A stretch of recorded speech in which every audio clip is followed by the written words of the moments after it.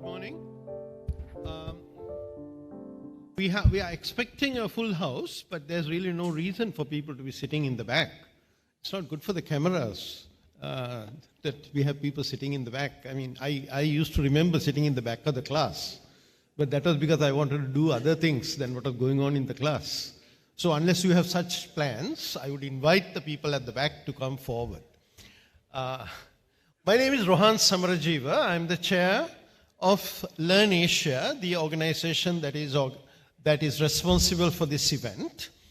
I would first like to welcome our State Minister responsible for social safety nets, Mr. Shehan Semasinghe, and the chairman of the Welfare Benefits Board, Mr. V. Vijayaratna. The minister was kindly agreed to spend the whole period with us. But as you know, when you hold an important portfolio, there are many demands on your time. And he has been called to a meeting with the president in a few minutes. So he will be leaving if he wishes him. But we are very thankful, sir, that you spared us this time, because the objective, two objectives. One is we want to take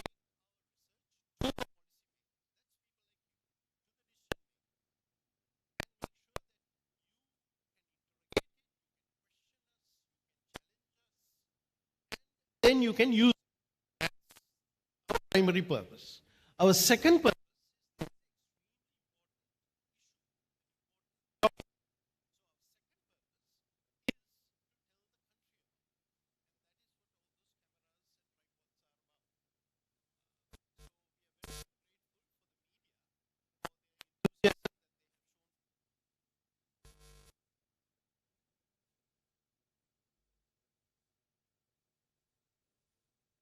under the leadership of the State Minister and the President. And I think in this kind of situation, the more people know, the more research is done, the more evidence is brought to bear on the subject, the better it will be for all of us. So I would, with that sort of brief introduction, I'm not going to take all of the 10 minutes that I have been given. If the minister wants to say a few words, I'll leave some time for that before he leaves. But I just want to tell you a little bit about the organization and why we are doing what we are doing. LIRNEasia was started in 2004, September. And we began as a regional research organization based in Sri Lanka, but we continually wanted to work throughout the region. So we've had major activities in India, in Nepal, in Myanmar, and as far away as in Fiji at various times. So we've always been interested in the idea of comparative analysis, of learning, taking the learnings from one developing country to another, taking the basic principles, of course. We are not saying that we have to reinvent the wheel, but the whole idea is the basic principles, the basic theories are valid all over the world. But when it comes to policy and we bring them down to the country level, we have to take the country's realities into consideration. So that's what we wanted to do. So we had a whole raft of projects lined up in September of 2004. And I think some of you may remember what happened in December of 2004. The greatest natural disaster to hit Sri Lanka hit Sri Lanka. We immediately pivoted. We didn't stop what we were doing, but we pivoted and we said, what can we do to bring our research insights and our knowledge to bear to help our country, the country that we were based in, to help our country to respond to this disaster.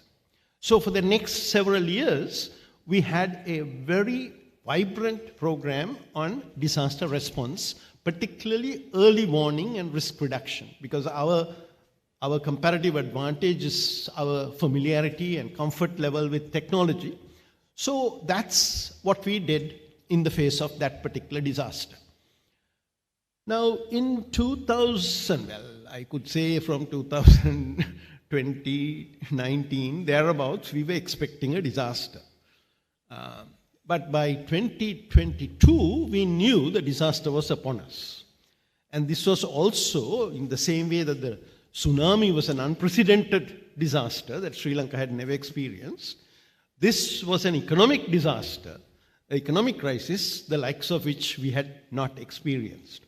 I have been looking, I have an interest in history, and I have been looking to see what kind of impact we had in a crisis, and the only thing I could find was a PhD written by a gentleman called Salgado, who talked about the crisis, the Great Depression affecting Sri Lanka, and how our per capita income at that time, which was about $80, went down by about half in a period of 4 years. So it's on that scale that we were looking at this crisis. And I can't take all the credit, but I actually got a call from inside the president's office. This was in April or so, before the prime ministership changed, before the president changed, and before any of these things happened, saying, can you give us some information about social safety nets and how we can handle looking after our poor people who are going to be affected by this crisis? So we immediately put our resources, even though we had no ongoing projects, we immediately put our resources into looking at other countries' experience, the secondary analysis that had been done, the theories, the experience that had been gained in many countries, and we made that available to the government. And we were also fortunate to have some research going on the effects of COVID. This was a comparative research that involved multiple countries.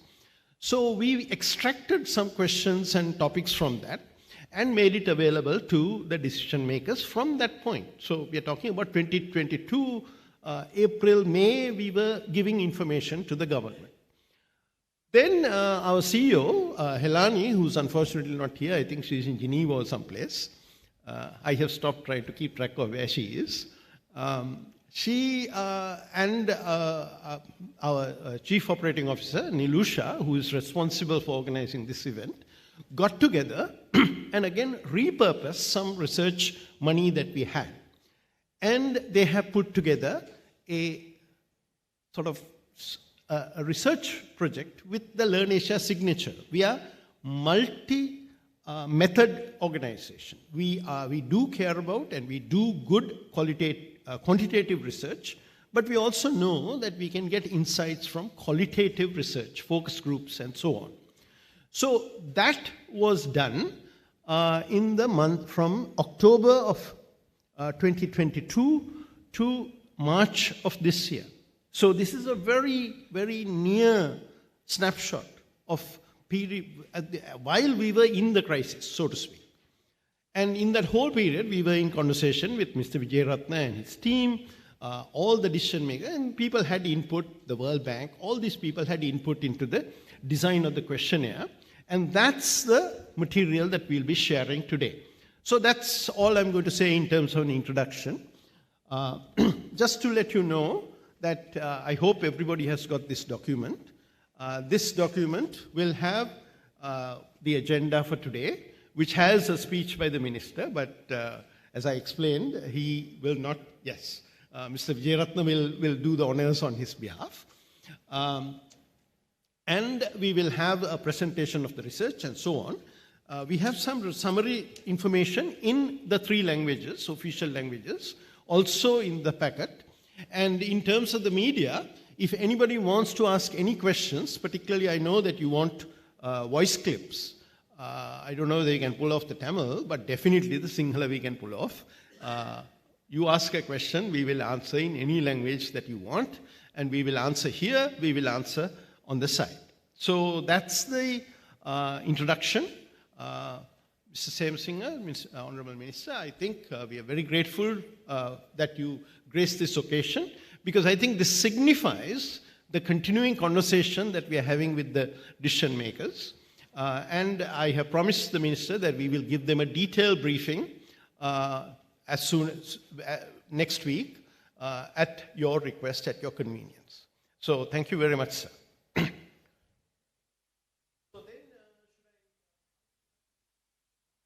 Come. No, I'll introduce the presenters. So we will be making, the presentation will be done by our senior research manager, Gaini Hurulle, and by our statistician, Tharaka Amrasinghe, and they will be making the presentation. It will include the findings of Isuru is also here. He's our qualits manager, but they will be making the two of them will be making an integrated presentation of the survey results as well as the findings of the qualitative research and some policy analysis and recommendations at the end as well. These are both most valued members of our team at LIRNEasia, and I believe your profiles are included in this, so I won't take time repeating what's already available. And I would also like to put in a plug for our website where we put everything about us, including our accounts, where we get our money. Everything that we know that you want to know about us is on our website, and their profiles are also there. So, who's going to start? Tar.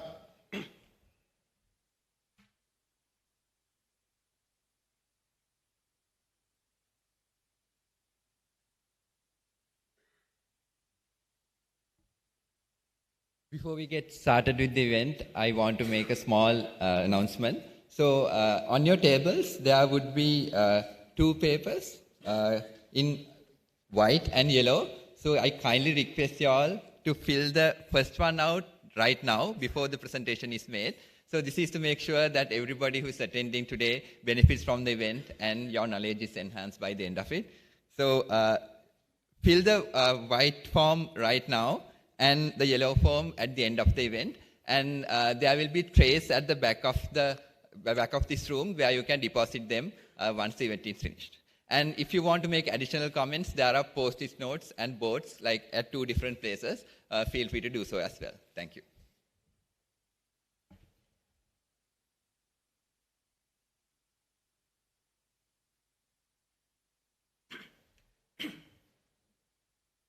Thanks, Mer. Good morning, everyone.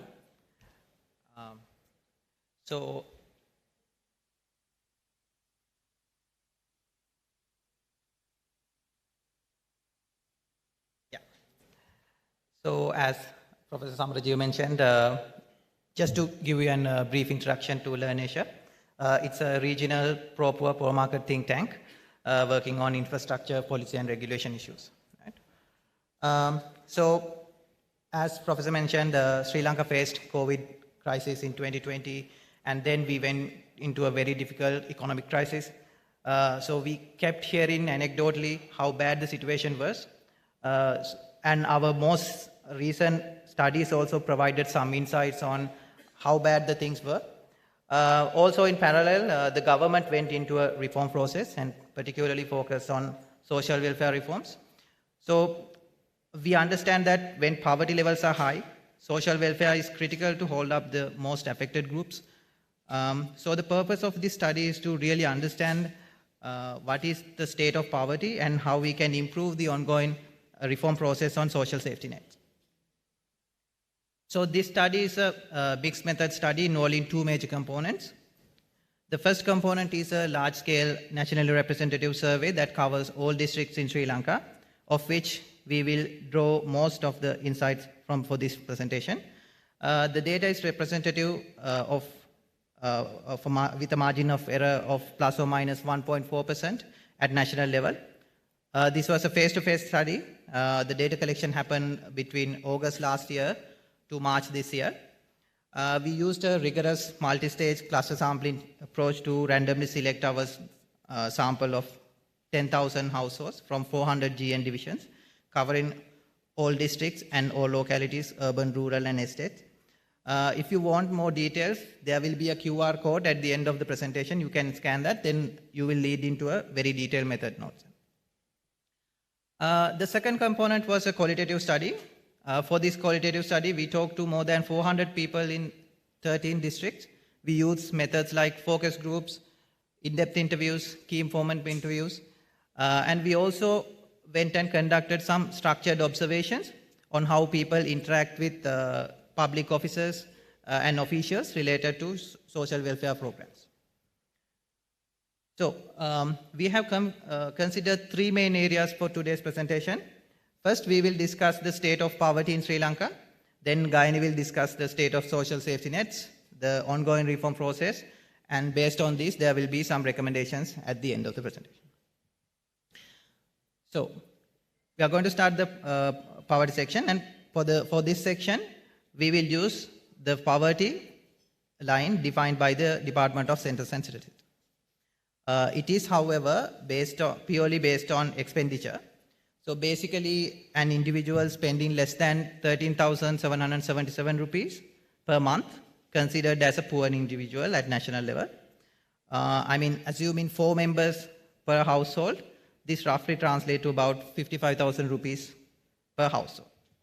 So with that government definition, our survey data indicates that around 7 million people in Sri Lanka are living in poverty as of 2023, which means a third of the population is below the poverty line.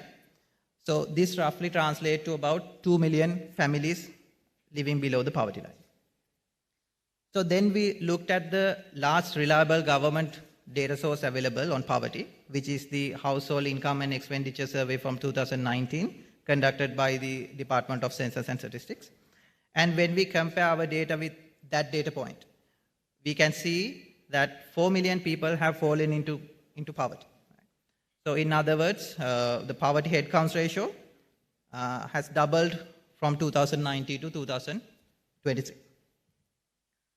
So as per our provincial level analysis, we can see the level of poverty has increased in all provinces with different levels of magnitudes. As per our sector level analysis, we can see the state sector population was worst off in 2019, with more than a third of the estate sector population living under the poverty line. Right? This has worsened in 2023. Now, more than half of the estate population is living below the poverty line. Right? Also, poverty has doubled in rural areas, and the poverty has tripled in urban areas. So, as for our survey data, we are seeing people are taking quite drastic steps to just to survive on another day. Right? We observed 1/3 of the households are eating fewer meals a day. That means they are skipping meals.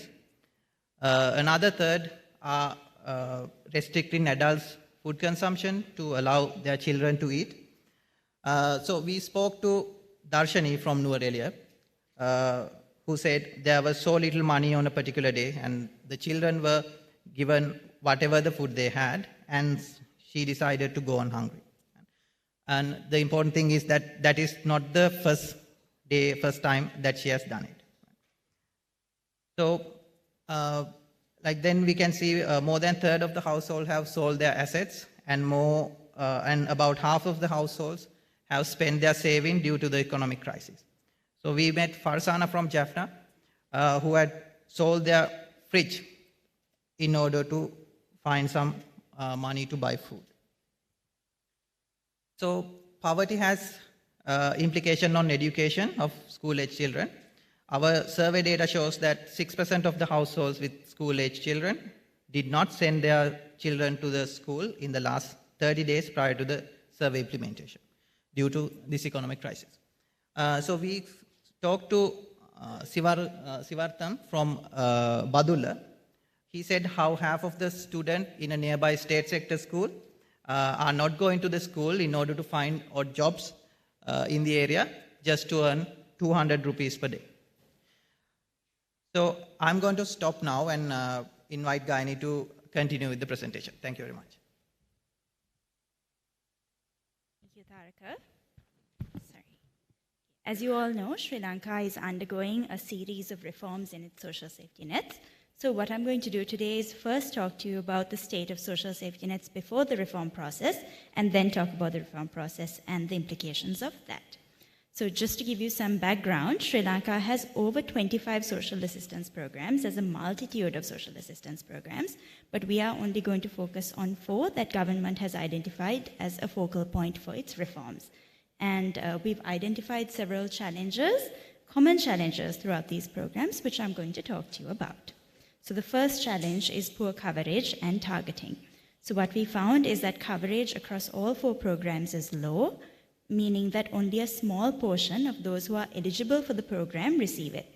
So we'll focus on Samurdhi, which we are all very familiar with, and we'll see that of the 2 million families that were below the poverty line, only 32% of them received Samurdhi. So this is very concerning.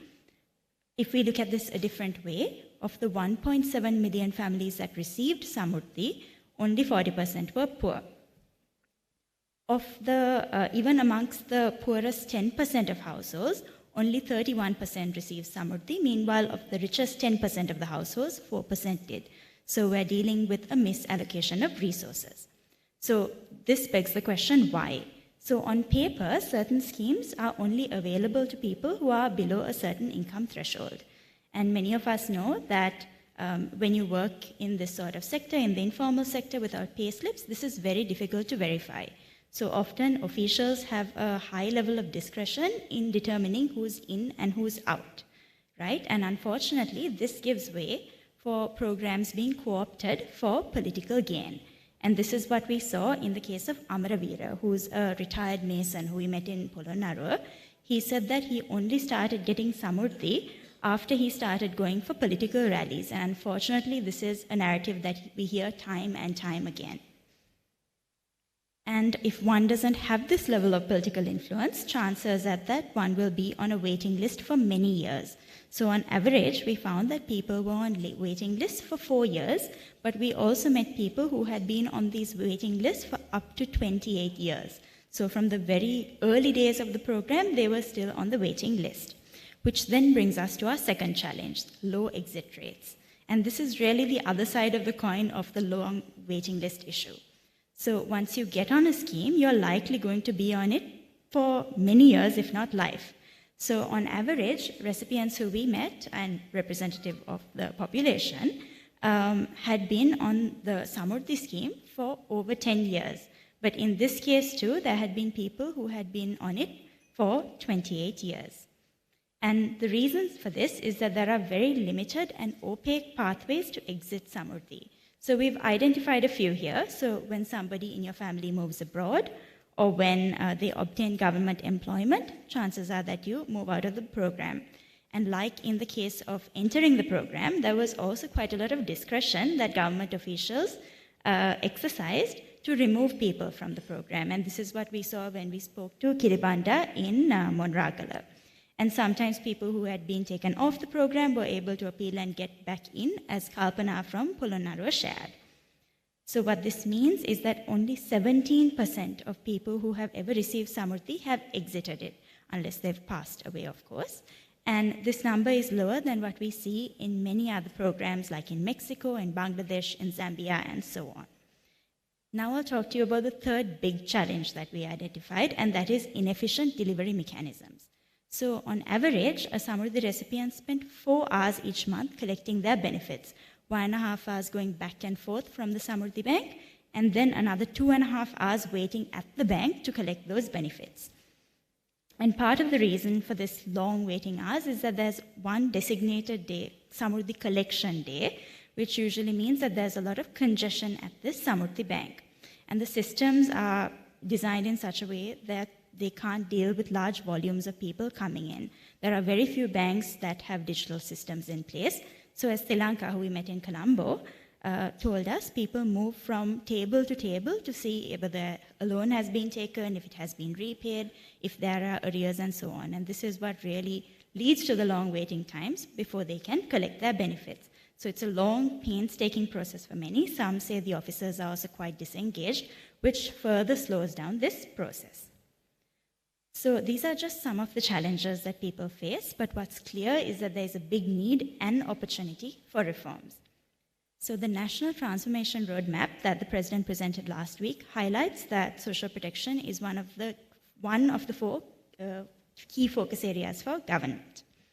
And before COVID, we found, and the economic crisis, Sri Lanka spent less than 0.4% of its GDP on social safety nets, and this was a lot less than the peers who had similar levels of poverty. But now we can see that our expenditure on social safety nets is increasing. And we've seen more money was allocated for social safety nets in our budget, and the IMF program also requires us to spend a larger portion of money on social safety nets. So we're seeing a positive trend in this way. And then there's also this new program, Aswasuma, which I'm sure most of you have heard about. And what this program does is that it identifies beneficiaries through a multi-stage process. The first half is quite data heavy, and the second part leads more way for human intervention. We'll talk about the full process as we go along, and we'll use our research to talk about this process. And what we'll do from here on out is talk about some elements of the Aswasuma program and then provide potential recommendations based on our research. So overall, it looks like the Aswasuma program is looking to answer all the different challenges that we highlighted earlier: poor targeting, exit rates, inefficient delivery mechanisms. But there were two things that stood out for us. One is that the Aswasuma provides differentiated benefits based on the level of vulnerability. So those who are most severely poor will get 15,000 rupees, for example, while those who are deemed just vulnerable will get 5,000. So this indicates that the benefits also are guaranteed only for a certain period of time, which is quite different to what we saw where people receive it for 10 to 28 years. So these are the big things that we saw Aswasuma being quite different to what we had seen earlier in terms of Samurdhi. However, what we found is that there are certain elements of the program that are unclear, and we'll just highlight a few, and obviously we can keep this conversation going. First is whether if one person receives multiple benefits. So, for example, if someone belongs to a family that receives the transfer for the family, so the Samurdhi replacement almost, can someone in their family also receive a kidney allowance or the senior citizens program? That wasn't very clear to us. And the second part is what is the plan for re-evaluation and exit from the schemes? Because the Gazette says that the transitional poor, for example, will only get benefits until the end of the year. What happens next? Are they eligible for benefits once again? Is there going to be a re-evaluation before the end of the year? The public would benefit greatly if there was greater clarity on this scheme. So this is step one for us. Then let's walk through the registration process, specifically about creating awareness about it. So the government did a wide-ranging campaign in which it used newspapers, TV, SMS, loudspeakers, and so on, right, to spread awareness on the Aswasuma program. But time and time again, as we started talking to people, we saw that people were relying very heavily on government officials to give them the information that they needed. And certainly how else to act. So where do they get the registration form? Who do they hand it over? They often relied on someone to tell them what to do there. And some people, unfortunately, this means that you need to have good relations with your government officer. People who didn't have these good relations with the officials didn't sign up for the program, right? So this awareness issue was quite a challenge for some people who we met. Then there was also some misinformation from the program. So Shanti, who we met in Avisavella, is an estate worker. But she had heard that estate workers should not register for the program, so she didn't, right? So ideally, she should have been told that anyone can register, and then you have to go through the process to see whether you're eligible or not. So within the community also, once this sort of message starts going, it prevents people from getting into the program. So what we say is that first step is to reopen Aswasuma and keep it open. We understand that the registration process has closed for now, but it's important to open it because people fall into poverty at different times, and they shouldn't wait for the registration process to open to get the benefits that they need. But of course, we understand that when you keep the registration process open, people will register at different times, and then we need to think about how we proceed with the rest of the process, right? So we understand that there are these practical operational challenges, but if we go back to first principles, people should be able to register for benefits when they feel they are in need. Then there's also a need to improve communications. So we're seeing at this point in time that people are relying heavily on hearing from government officials. So we'll just have to lean into that. So one way is to perhaps incentivize officials to engage in outreach beyond their normal circles. But the messaging has to be clear that all those who feel that they are in need of receiving benefits should apply. Then we move on to talking about how they registered for the program. So there was only one way to register for the program, and that was by filling out a form and then handing it over to a government official who would then pass it on to be entered into this database. However, we encountered situations where government officials collected registration forms but then chose not to process it further. So it didn't even enter the system. So the question is, how do we allow people to get directly onto the database? Because the database is definitely a step in the right direction. We needed to get there, but how do we get people to apply directly so that this disintermediation can be taken care of? So our first suggestion is to provide digitally enabled registration options. We know that 32% of the adults in poverty are internet users. So why not give them the option to apply online? Countries like India are providing this option, as are many South Asian countries. And it's very common in other parts of the world, like in Latin America. However, if we feel this is not inclusive enough, we can also explore SMS-based registration options.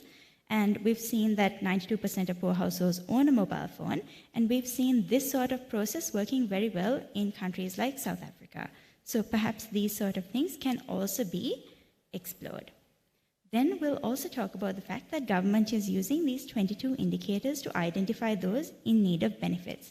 And what this does is it acknowledges that income and expenditure that we spoke about earlier can't be verified in many households. So it adds other indicators that are thought to show who's poor and who's not. So this is, once again, a step in the right direction.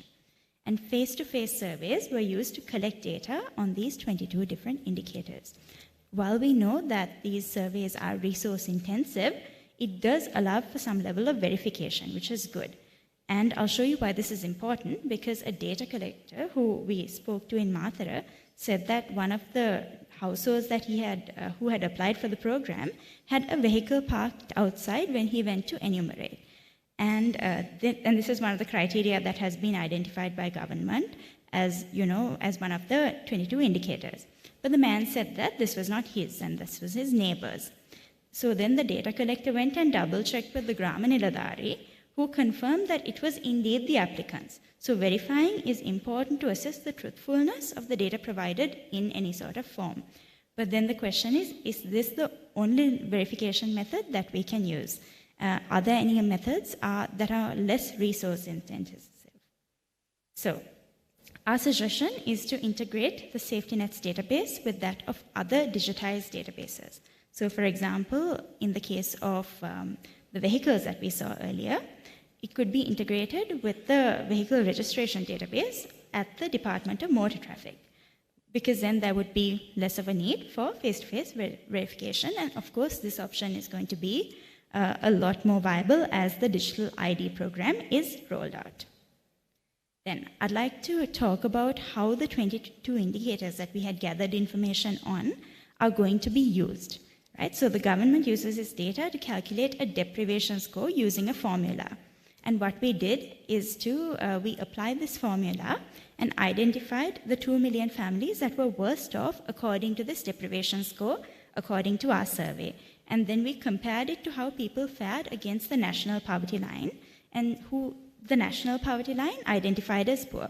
And we use the national poverty line, like Tharaka mentioned, because that's the standard metric that government has used to monitor and evaluate progress of this sort of program, how poverty is doing, and so on. So now let's assume that the national poverty line captures those in poverty, in which case the Aswasuma formula identifies 53% of the people below the poverty line. This means that 1.1 million of the families of the 2 million poor families are captured, but about 940,000 families are not being captured. So then we also need to look at people above the poverty line. And then we found that a similar number of people who are above the poverty line is captured through the formula. So this is an area that we could go on talking about for quite a while, but I'll talk to you about 3 different elements of what this means, because this is also an indication of what we can do. Right? So first thing that we need to acknowledge is that this is only a part of the identification process. The government has already identified that while it works off a formula, the appeals and objections process is necessary. But what's important here is to think about whether this process is robust. Is this something, for example, are we just checking if the indicators are accurate? Are we looking to see if people could get into the program for reasons not identified in the formula? We need to make sure that people who are otherwise not captured by the formula are able to get through this. It could also be an indicator that the formula could be improved. And what we're seeing is that it's quite decent at identifying people who are under the poverty line in normal circumstances, but less so in times of crisis. Right? So then what we need to do is perhaps use the appeals and objections process as a way to learn what has and what has not been captured in the deprivation score and fine-tune it. And of course, the third element is going back to basics and back to the original question, is that is the national poverty line actually capturing people who are in poverty? Should we be looking at different types of indicators? Does it accurately capture the newly poor? Because that's the other sort of first principles metric that we need to go to in seeing whether a program is working or not. Right, next on the delivery mechanism. So in the budget speech, the government announced that the benefits would be delivered through bank accounts. These are your regulated government and private banks, the BOCs, the People's Banks, the HMBs, the commercial banks. We found that, and others of course, and we found that 60% of the poor had this type of bank account. But since there has also been talk of regulating Samurdhi banks and allowing for benefits also to be collected through the Samurdhi banks once they are regulated. So if we also bring Samurdhi banks into the fold, we find that 71% of the poor would have bank accounts. So what this means is that less people would get into the banking system for the first time. What this also means is that there are more collection points. So we've mapped out the collection points here in red, which is what you'll see on the map, versus the gray, which shows population density. So moving from a Samurdhi bank to the currently regulated banks increases the number of collection points fourfold. But you'll see that if we give both options, Samurdhi banks and the currently regulated bank branches, people will have even more collection points, which should reduce the distance that they have to travel to banks, and then, of course, the time they spend there. By that logic, moving towards delivering benefits through all banks is a good idea. However, this is why this regulated part is so important.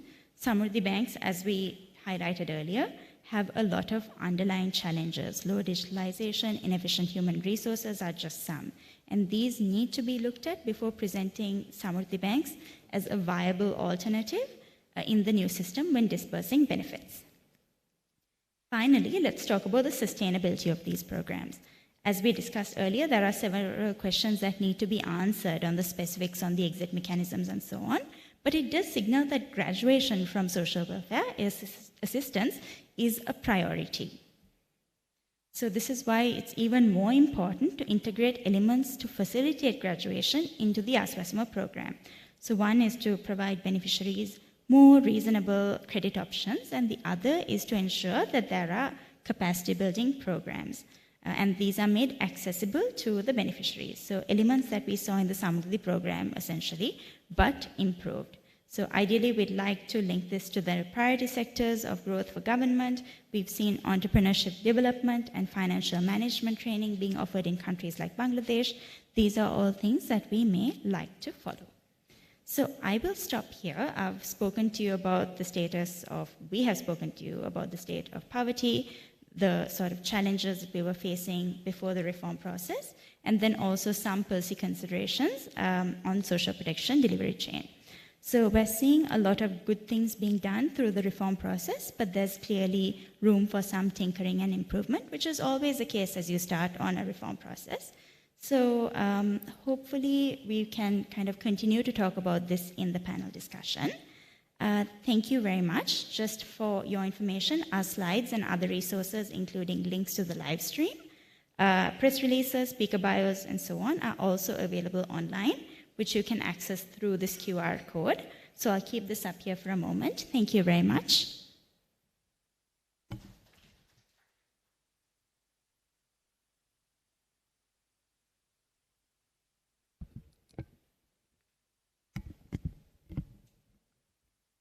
Thank you, Tarak and Gaini.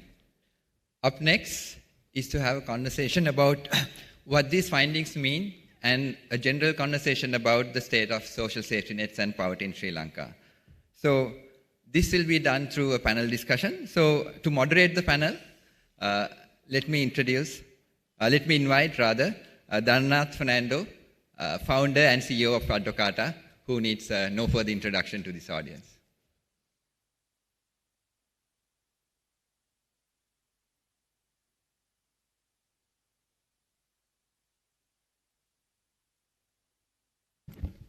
Thank you very much. Good morning, everyone. Till the stage gets ready, I will quickly invite our eminent panelists on stage, so then we can use the best interest of time. And first of all, thank you very much, LIRNEasia team, for presenting that solid presentation, bringing the information and all of us up to date on poverty. Our panel today is comprised of Gayani Hurulle, who is the Senior Research Manager at LIRNEasia, and Mr. Vijayaratna, who is the Chairman of the Welfare Benefits Board, Ms. Karin Fernando, who is the Team Lead Sustainable Development at SEPA, and Taraka Amarasinghe, who is the Statistician at LIRNEasia. May I kindly invite all of you on stage, and we are ready to go on questions. While you take your seats, the format is I will first ask few questions from Mr. Vijayaratna and Karin, and then rather than waiting till the end to come back to the audience, I'm going to get to the audience for the questions, providing you the opportunity to ask questions, because I am sure you will do a better job on questioning panelists than me, and then we can get the conversation around. I kindly invite all the panelists on stage, and we can get started.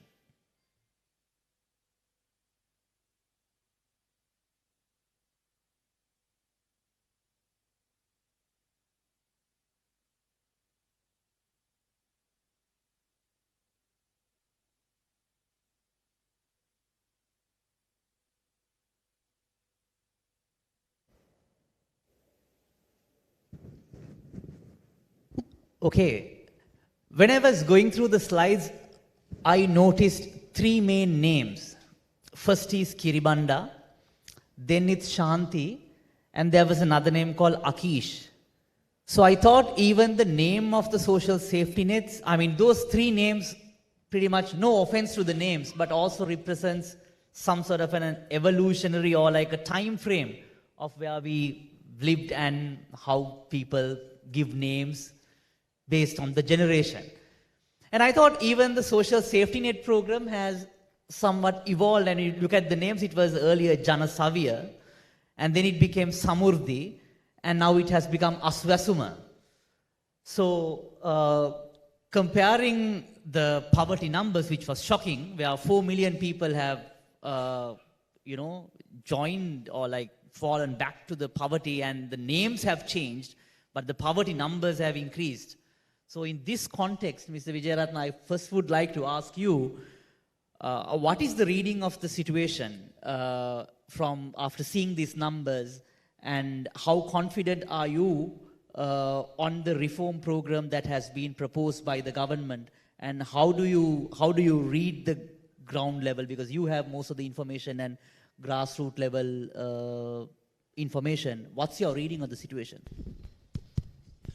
Good morning to you all. First of all, I would wish to extend my sincere thanks for LIRNEasia for conducting this timely survey and bringing down their revealings and findings, because it is very timely, because we are on the verge of issuing the eligible persons list for welfare benefit payments, so it is very timely. So if we answer to your questions, now that we have been talking about decades and decades that social safety net has not been focused, and it is not adequately coverage and not enough or not generous enough to cater the requirement of the needy people.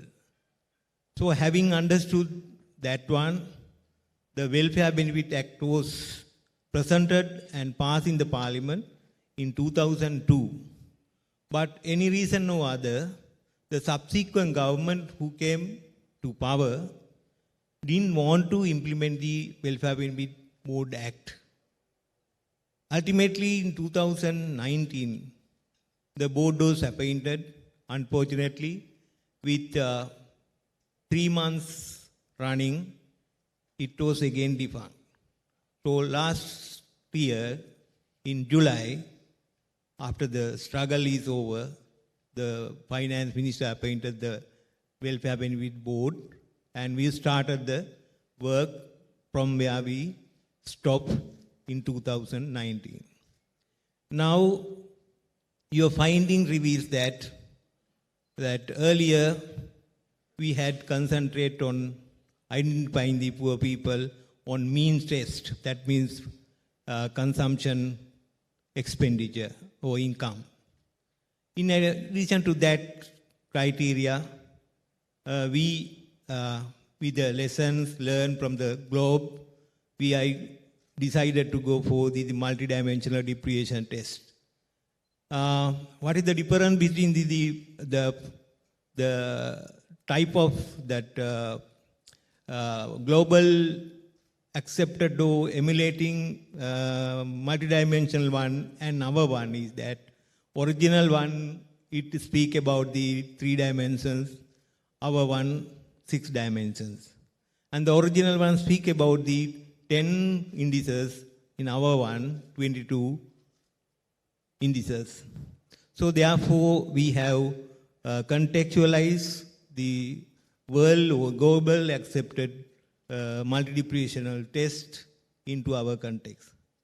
I think that even though your finding reveals that the assessment covered only 53% of the poor in our program, but when we compare about the Samurdhi one, as you reveal, it was 31%. So nearly about 22% increase on the verge of starting our process. That means we can by and by improve the coverage and the target. So in this context, I think our program would be very successful one and yet to be improved with the learning we collected in the exercise of the program. Thank you. Mr. Vijayaratna, very quick technical question. Now, this indicated that there are 22 criterion on selecting someone, whether they are going to be eligible for this Aswasuma program.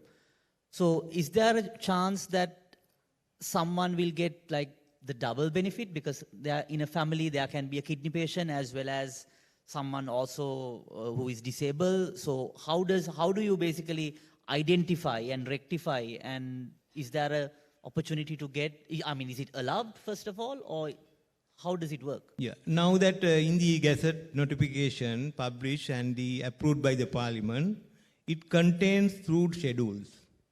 First schedule is the family base or the household base. The second schedule is individual base. It means that if the CKDU patient or the adult or the person with disability is there in the family, top up is there. That means second schedule amount will be added to that family in addition to the family base allowance for the payment. Thank you, Mr. Vijayaratna. I'll move to Karin. Karin, what's your reaction on the situation? The government seems to be also, there was always a complaint that things are delayed, but now they are, I think, moving at some pace. What's the reaction that you're getting from the ground level? Do you think the suggested Aswasuma program addresses the poverty needs? Are they moving at rapid rate? What's your reading on the situation? Okay. Let me just go back to your earlier question for just 1 second before I answer this one. I think the sad truth for Sri Lanka is that we were actually reducing our poverty, and now we're in a situation where the poverty rates are actually escalating, which is actually a very unfortunate situation to be in. And we are in a situation where there is new poor in areas that were actually progressive. So now we have to deal with a productive group of people who have now faced a very difficult situation. So there is a difference between people who were actually in need of support on a regular basis, and now there is a group who just need to be supported in a short period of time. So we also need to understand that the kind of support that those two groups need is different. So we need to also kind of think whether there is a group that needs productive support, and whether that really is a need that requires 2,500 rupees, or whether they should be supported in more entrepreneurial, productive support is a question that we need to ask. And in areas like the south, in the central areas, where the jump, according to the LIRNEasia report, is huge, the kind of support may actually be a little bit different. So I think I would like to point towards that as something to think about. In terms of the speed, yes, I mean, this is a good thing that the change is happening. Reform was necessary. It was a long time coming. And in the way that it is moving, it is trying to address three of the big issues: inclusion, exclusion errors, the exit issue, the graduation issue, and trying to improve the efficiency. So I think the rationale behind the reforms is clear. The worry, though, is that because of external factors, the speed in which it's going may not be also allowing the incubation time that is necessary for it to put in place all the legs that is needed. So is it giving the time for the staff to be in place? For example, we know that, yes, they will go and now allow for people to, as as was described, now they will release the people who are eligible. And we know that, the idea is that no one is going to be left behind, but this is a targeted program, so people will fall. Certain people are not going to get, and they will come and object. There is an appeals process. So is the system in place to ensure that those people will be heard? Is the validation process prepared to deal with the kind of anger and stress that is going to now fall on those officers who are going to have to face that kind of outbursts in a way that is going to be there? I mean, for example, when the Southern Highway was being built and there was the compensation packages, same kind of outbursts, right? There was a compensation, but there was a lot of stress on the ground in terms of how that was implemented, and it took quite some time for that process to fall into place. So time is needed for the system to actually go into operation. And my fear is that the time needed is just not being afforded to us because the externalities are pushing us too fast. Let me also just say that in terms of the methodology, definitely the multidimensional approach, I would say, is better than a unidimensional approach.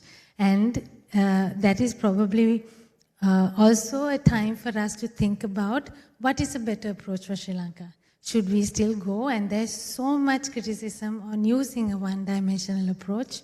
So yes, maybe it's time that we think about a multidimensional approach. And if we want to use it, we can't compare it against a one-dimensional approach. So if we want to monitor what is happening with with what is happening with the Asvasuma beneficiaries, then the way to measure it also should be against a multidimensional approach and not against a unidimensional approach. Thank you, Karin. Before I move to Tharaka and Gaini, I think we'll get questions from the audience because they have gone through the numbers, they saw the survey results. So if you could please indicate that when you have a question, I'm sure there are mic bearers, they will pass the mic to you. Please make sure that keep the questions as short as possible, and then you can do a very quick introduction and then shoot the question to the fellow panelists, and then we'll try to address questions as much as possible. You can ask questions in Sinhala or English. Tamil, I'm sorry, I do not understand, but I'm sure we can figure something out. But please feel free to ask your questions in any convenience language. Over to you. Thank you. Samantha De Silva, ex-World Bank. I think this is a very, very important topic, and I'm really glad that you have organized this. Excellent presentation, and I'm also very impressed with the knowledge that Mr. Wijeratne is bringing to the table. But in a sense, I want to say that targeting for safety nets is the easy part. We have done this in many countries across the globe. You know, from Tanzania to Mongolia to Latin America, Brazil, Mexico, etc. Targeting is also the most formula-based. Far more important for me personally is the institutional arrangements for delivery of these programs. That's where you get stuck.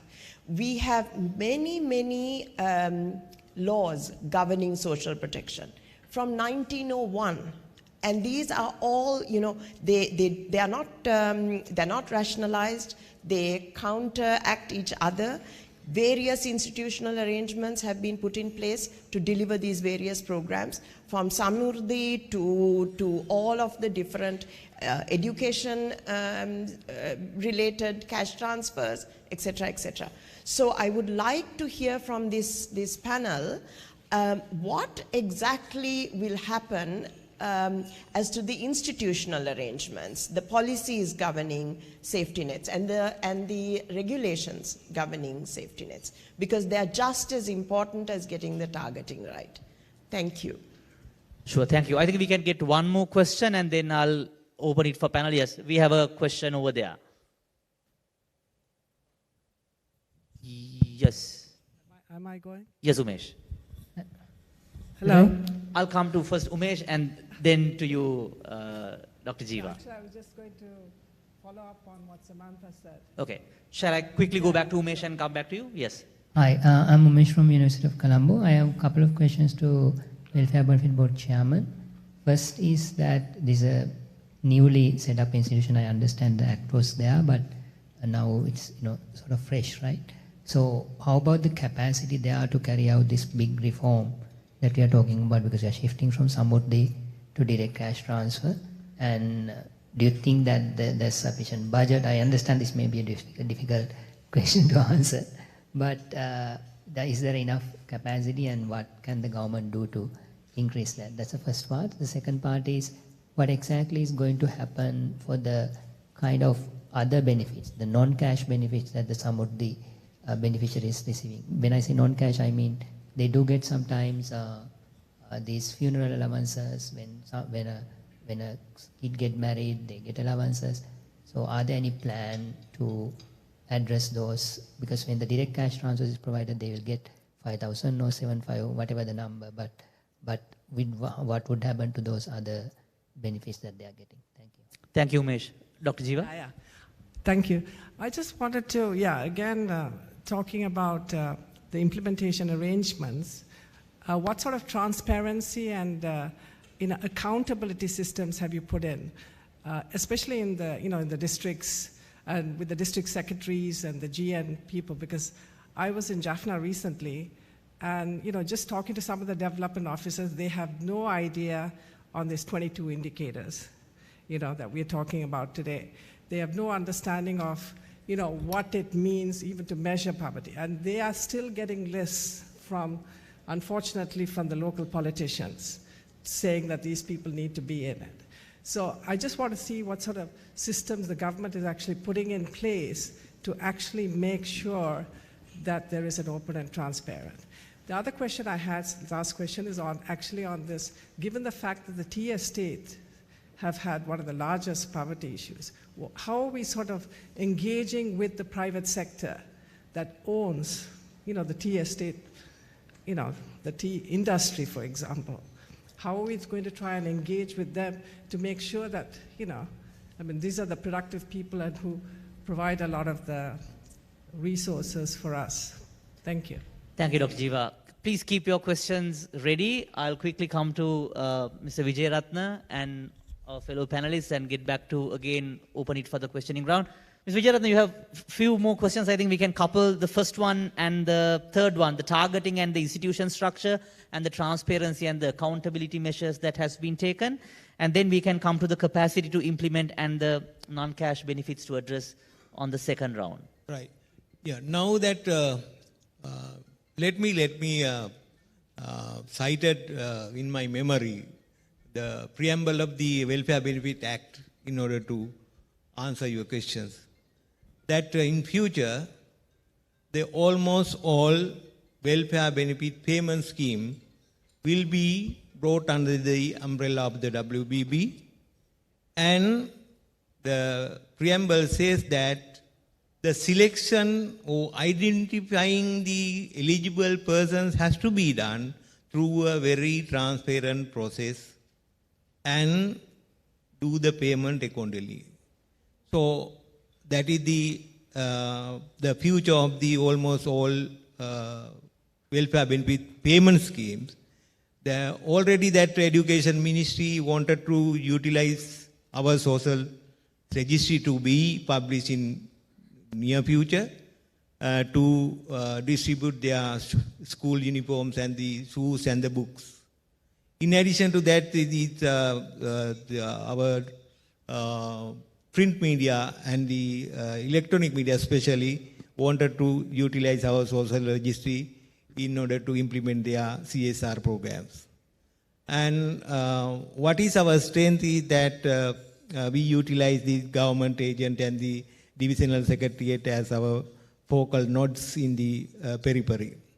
So we don't have our own staff, but the government is enormous resources are there as far as human is concerned. So we have been deputized by the various, especially public administration ministry, and delegated and assigned some sort of officials to the divisional secretariat, and they identified that they are carried out our tasks.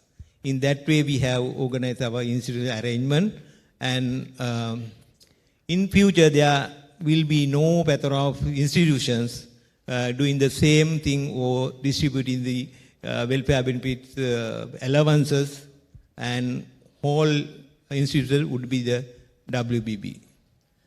Mr. Vijayaratne, just to quick sub-question. Now, on the research, there was a case study saying that this one family member actually tried to assault that person if they were eliminated from the program. While I respect your answer, these Samurdhi Niladaris, they are from the same locality. So how do you avoid that? You are still giving the discretionary power to select whether someone is going to, of course with those 22 criterion, but still that risk factor is there because it came out very strong. I mean, there was one particular case study in the survey. Is there a remedial method to, because yours, from what I understood, you're still trying to implement it through the divisional secretariat and using the government, the same government infrastructure. That is, we all know, again, politically appointed, and there's political element in it. So would this be a replication of the same thing with a different name and with more structures? How do you address that problem? How do you avoid that? Yeah, we started our program with enormous challenges. Now that especially I want to mention that some officials and the union came forward and asked that we have to amend the section 21 and 22 of the Act. So we consulted them and we had a round of discussions to get their support to implement our program. But in my capacity, the Secretary's capacity, Honorable State Minister's capacity, and the President Secretary's capacity, we held the round of discussions. It was failed. So they wanted to, I think some officials wanted to make unsuccessful of implementing this program, or the starting of this program has to be took away. So therefore, I think that is some sort of linkage between that protest and the objection to the level of assault. So that is the, as I presume, that would be a one cause for that objection or the assault. So in future, anyhow that we have, by now, our progress is 86% of the progress we have achieved. And with this successful implementation, they will learn a lesson that anyhow, we are implementing this program. They have to adapt and adopt and emulate the program in future. So therefore, I think repercussion will be somewhat different, and they will support ultimately because that government wanted to do and government would do it, and then the result is that we have to emulate or accept the program. So in future, with that success, they will support us. I'll come to the tea estate and the engaging private sector question later, but Gaini, I want to ask you, there was this discussion whether these 22 indicators whether it's too complicated, and there were also discussions on taking one singular or like one or two, like a simplified indicator. There has been suggestions on the electricity usage. There has to been multiple parameters. So how do you see it? I mean, from the research, from going through the data, what is your recommendation? Whether it's 22 indicators, or do you see a better matrix to evaluate who would be eligible for this Aswasuma program? Thanks, Dana. So this is also a question that we were trying to answer time and time again. And what Tharaka and I did was that we went back to the indicators and we looked at, is there any single indicator that works best, right? So we looked at each of these 22 indicators and looked to see which correctly identified the poor, but then also solve these exclusion and inclusion errors, right? So what we found is that you often have to balance between either correctly identifying the poor versus getting rid of the people who are incorrectly there, right? So that's the challenge that you have to face. On this electricity indicator, actually we had done an analysis. I'll pull up a slide and then talk you through it.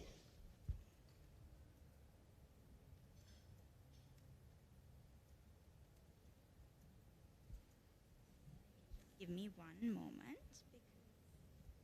Can we, yes, get the slides on the screen, please?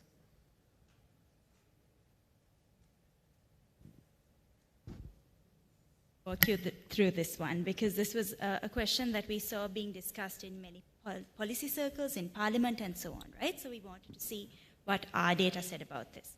So just to give anyone here who doesn't have context on this, electricity, the proposed suggestion is that you used one single indicator of the 22 that has been identified by government to identify the poor, right? And the particular indicator that we looked at is electricity consumption, looking at whether a household consumes less than 60 kilowatt hours a month. So the logic behind that is if they consume less than that amount, that they should be in the program. If not, they should be sort of taken out. So there are some benefits of using electricity consumption as an indicator, right? And if you go through this process, you'll see that it's easy to measure, the data is available, it's updated frequently, and so on. But there are also some setbacks. So what we've done over here is that we've compared the electricity consumption as one indicator with the deprivation score, which the government is using right now. And we've tried to map out the extent to which the criteria is met across different expenditure deciles, right? So in both of these, what we want to do, Okay, so what we want to do is to make sure that for the poorest households, that you capture as many households as possible, right? But then what you also want to do at the other end of the spectrum is to reduce the number of rich households, right? So what we've done is compare the two. So if you look at electricity consumption, which is what you see in red, you'll see that it's marginally better at identifying the poor households, right? You'll see an 88% versus a 73%. But at the other end of the spectrum, you see that it also is less good at taking out the rich households. So these are the policy decisions that you have to weigh against to see which one you want to prioritize, right? And then from a practical perspective, then what this also means is you need to think of what happens next in the next stage of the process. So in the appeals and objections process, for example. So what you'll see is that in this case, if you go with the electricity consumption indicator, you need to make sure that the objections process works out very well, right? Because it brings in more people who shouldn't be in there. However, if you go with the deprivation score, you need to make sure that your appeals process works much better, right? So we look at this process together, but in the end, it's one or the other that you have to prioritize. So even going forward in making a policy decision, what we'd encourage in picking one of the two is to see, even now we're going to implement this deprivation score method, right? Once we go to the appeals process, look to see, are people appealing more? Are people objecting more? Right? If you find that people are appealing more, maybe the deprivation score would work better. But if you do find that people are objecting more, what we could look at is the electricity consumption indicator, because of course there are also other benefits. So it's not a one and done deal. There are obviously different elements that we have to weigh against, look at the process more holistically, and then decide what will work best for Sri Lanka. Thank you, Gaini. Before I come to you, I will quickly also move to Tharaka. Tharaka, just wanted to ask you, because if I remember right, the exit rate is about, I think, 17% from the Samurdhi program. So do you have any suggestions to make sure that those who basically upgrade through the income to exit from the program? Because what we have seen earlier was every politician comes and says, look, we have increased the number of Samurdhi beneficiaries, which is actually in a way indicating that we have more, and we have pretty much generated poverty. So what's the incentive for someone who is getting Samurdhi or like the Aswasuma to exit from that? And do you have any suggestions, recommendations, any data points that you have to highlight from the numbers that you have gone through? Not directly from our survey, but like Gaini have come in, please, right? So I mean, we compared our, I mean, we can show the map, right? You might have to get from the main screen, yes. So till Tharaka gets his slides, I will also want to come back to on the distribution issue as well. Like you have shown in a map, now it's through Samurdhi banks, but what if we also expand the scope with the other banks, but let's come to that later. Tharaka, are you ready with the slides? Yes. Yeah, here you can see how the exit rates are from other countries, right? Countries in similar countries and across the globe, right? So I think we have to look at what works best from these programs and adopt the good things from this program into our Aswasuma program. Then I think we will be able to bring that 17 number higher. Yeah. Do you have any, or Gaini can jump in, because I see that Mexico and Colombia, they have very high exit rates, but our one is pretty much seems to be the lowest. So have you studied like what are they doing to keep this exit rate high, whether it's a political gimmick, or is it really there's some system in place for this high number of exit rate? Shall I jump in, Tharaka? Yeah. So I mean, all these different programs use very different methods, right? But I'll talk about the Bangladesh program, which we did study. And what Bangladesh does is there's government-run programs, but they also have a lot of support from non-governmental sectors, right? They work together quite a lot, and that's also what does help them. There's a lot of monitoring and evaluation that the NGOs do, and then they build the capacity of government. So that always helps, and you see that bleeds through into how government implements as well. But what we've seen in Bangladesh working, which is actually where we got some of our recommendations as well, is that they focus on entrepreneurship So they not only focus on livelihood development, they really help people stand on their own 2 feet again, come up with their own businesses. So then you bring that entrepreneurial spirit into people, and then they are able to sustain themselves. The other big thing that they focus on is financial management, right? So after you do, you are able to generate your income streams, how do you manage it well? And that's the other thing that, Sri Lanka broadly, all of us have sort of faced, right? This is an issue that we see time and time again across our population. So you see that it's integrated into the welfare graduation process, and that has also seemingly helped these people. Thank you, Taraka. Thank you, Gaini. I think we can go back to questions. Yes, I can see so many hands raised, but we'll give for the media personnel also. Shehan, yes.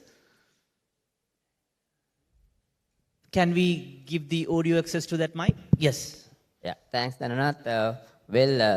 By looking at the presentation, where I found 2 questions, very interesting findings, Gayani, at your presentation. Now, you said that some did not actually have not even registered with the assessment program due to the lack of knowledge, lack of awareness. Now, this is very alarming. And Mr. Vijayaratna, now also in the recommendation in the research, they recommend that is there any room for reopening the registration or keep the registration on? Because even what I have found that some people, very needy people, have not even registered with the program. So do you have any corridor of opportunity to reopen the registration process once again? Because I also feel that what the reports that we some have got have not registered with the assessment program. That question is for Mr. Vijayaratna. The secondly, in this report, which I actually struck my mind, is a very alarming thing, which says that, I think if I'm correct, 6% of the household that you all have surveyed for the last 30 days that they have not sent their children to school. Now, this is an alarming factor. It seems that the more we go to poverty, the people are not sending their children to schools, maybe because they can't afford to send, and they know they can't even feed their children. It seems that we are heading for more illiteracy society, illiterate society, and I think we need to address that as well. Now, how are we going to tackle that? Because I also know that some people actually send their children because if you give the midday meal, they make it a point, an incentive to send their children to school. But unfortunately, even this midday meal program also has stopped. Now, this is also adding to the poverty, because our future will have an illiterate society. So how are we going to address this? Thank you. Thank you very much, Shehan. Before we'll take that question, I will quickly allow you to answer first question. But before you answer, I should just, not a joke, but this question will go on headlines. And most likely when you say, depending on the answer, if it's reopened, I'm sure there'll be a lot of people in the queues again to re-register. So just wanted to give that alarm, and you can answer the 2 questions. Yeah, Asasuma Welfare Benefit Scheme is actually the circular journey. But to start, we have to have some sort of linear start, that means start and the end. So our start was there in last August, and by July we anticipate to make the first payment. After that, it starts the circular journey. Then that means we open up for those who left behind to apply for the program. So that program is not calling application, but we open up our web, and web solution is there for applications, and self-enumeration and fill in the digital form by the applicant or by the acquainted person to the system. And then automatically they have to fill up the form, and self-enumeration is going on. After that, the list of eligible persons will be included into the main registry. That is the answer for first question. Yes, the second question is, I think, pretty much on Gayani, this 6% school children drop out when the time that you conducted the survey, that the 30 days before the survey was conducted. Do you want to respond to that, Gaini? Sure. I mean, this is a number that we also found quite concerning, because this translated to about at least 200,000 children, right? Because so this is a big number when we look at our population. So we found this quite concerning. Shehan's absolutely right in that, see, it's a tough process, right? So we saw almost conflicting situations from different types of households. So we met people who said, I am sending my children to school, and it's a plus that they are getting a midday meal, right? So they said at least they will get one nutritious meal a day, because we can't afford to give them a nutritious meal at home. So we definitely see that as well. But unfortunately, like Shehan correctly mentioned, there are some schools that don't give this, right? So because of that inequality, it further sort of exacerbates the people who are left behind, and then means that they will drop out of school and then possibly have longer term consequences throughout their life. So this is a challenge, and so you can see inbuilt sort of inequalities further exacerbating, right? And it's also quite interesting and quite sad, because Sri Lanka historically is not a country where you found that people didn't send their children to school, right? There has always been a push to send children to school. We value education, but unfortunately at times like this, people just can't afford to send their children to school. They say the cost of exercise books is too high. They say that we've met people who said the teachers keep asking for exercise books, but new exercise books, we can't afford that, so we take pages from the old exercise books and put it together and then give it back to the child to take to school. So this is the challenge that we're facing. It's not something that Sri Lanka has faced earlier, but unfortunately as a sort of, it's a symptom of the large economic crisis that we're facing.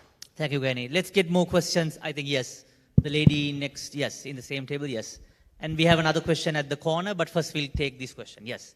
Thank you. This is Maitri from Virudu. My question is to the chairman of the Welfare Benefits Board. Taking in the first question that I have is on the criteria for selection. And when it comes to definitions of persons, I think in Sri Lanka we have witnessed, and there are studies to show that there are gaps. For example, last year Virudu released a research on women heads of households. I noticed that the selection criteria speaks about single parent, but when we looked at women heads of households, particularly there were 10 main categories, over 50 subcategories. And one of those subcategories, shockingly, was girl heads of households, where we saw girls, under 18 who are heading their households, either leaving school or in school, but still taking care or taking responsibility for their household. So these are kind of categories that have never been actually considered. Another example that I can give in terms of identification of beneficiaries is we have called them person with vulnerabilities because they didn't fall inside the persons with disabilities category, but due to impacts of war, their disabilities or change in their abilities is cyclic or seasonal, and these are the kinds of people who don't get considered as a person with disability, but because of their conditions, such as shrapnel pieces in their close to their vertical bone or in their head, causes them to have seasonal fevers, headaches, or body pains, and so on, that doesn't allow them to continue a normal work lifestyle that other people have. So my main concern is how are we to ensure that breaking away from the normal structures that we have previously used, where we have left out people with real vulnerabilities, how can we ensure this time around that we do include these people who have been left behind? The second question that I have is on the vulnerabilities that may be created by a welfare program.